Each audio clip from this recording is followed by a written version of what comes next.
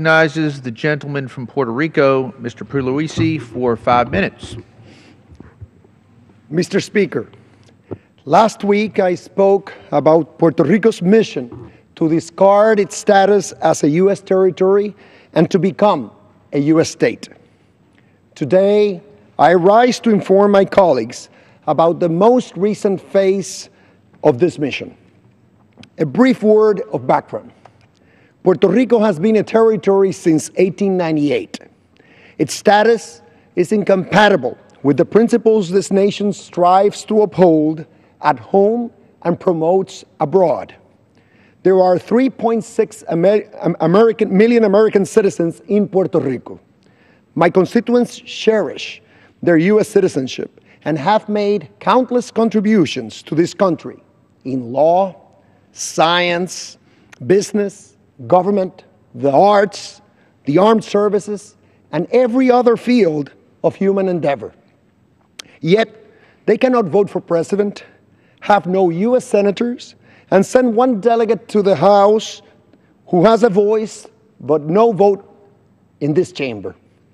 The people of Puerto Rico, beyond lacking democratic rights, are deprived of equality under law. Congress has a license to discriminate against the territories, and Puerto Rico is treated worse than the states under a range of federal programs. To compensate for the shortfall in federal funding, the Puerto Rico government has borrowed heavily in order to provide adequate public services. This disparate treatment is the principal reason why Puerto Rico has endured severe economic problems for decades. Inequality, both political and economic, is driving thousands of my constituents to depart from the states every month. It is human nature to go where you believe you can secure a better future for yourself and your family. However, residents of Puerto Rico have finally said, enough is enough. They demand a status that is democratic and dignified, a proud status for a proud people.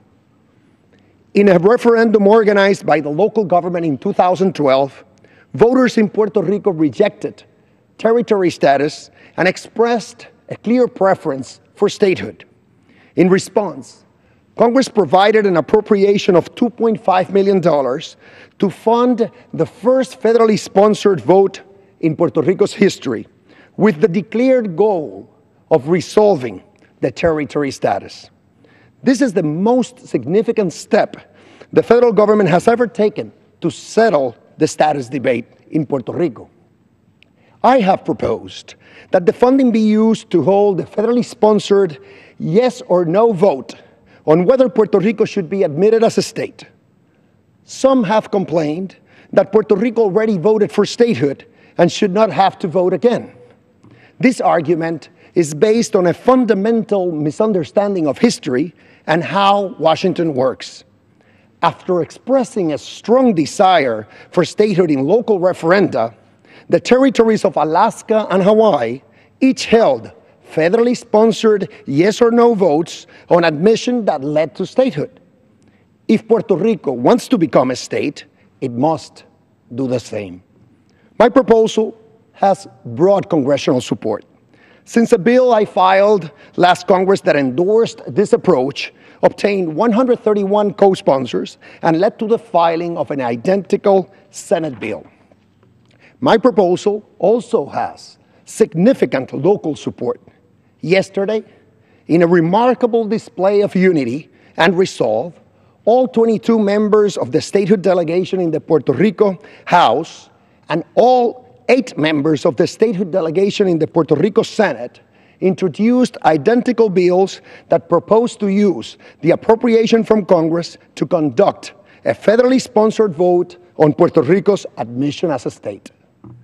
Now, all that remains is for Puerto Rico's governor, Speaker of the House, and Senate President, each a defender of the failed status quo, to show some courage and schedule this vote. Real leaders do not fear the democratic process or its results. Meanwhile, Statehood forces continue our forward march, expanding in size and strength. Indeed, today, statehood supporters are rallying outside the White House and are holding meetings here in Congress. In the coming weeks and months, our advocacy efforts will only intensify. As individuals, our ability to affect change is inherently limited, but as a united movement, we are as strong as steel. We are fighting for equality, and we will not stop until we achieve it. Thank you.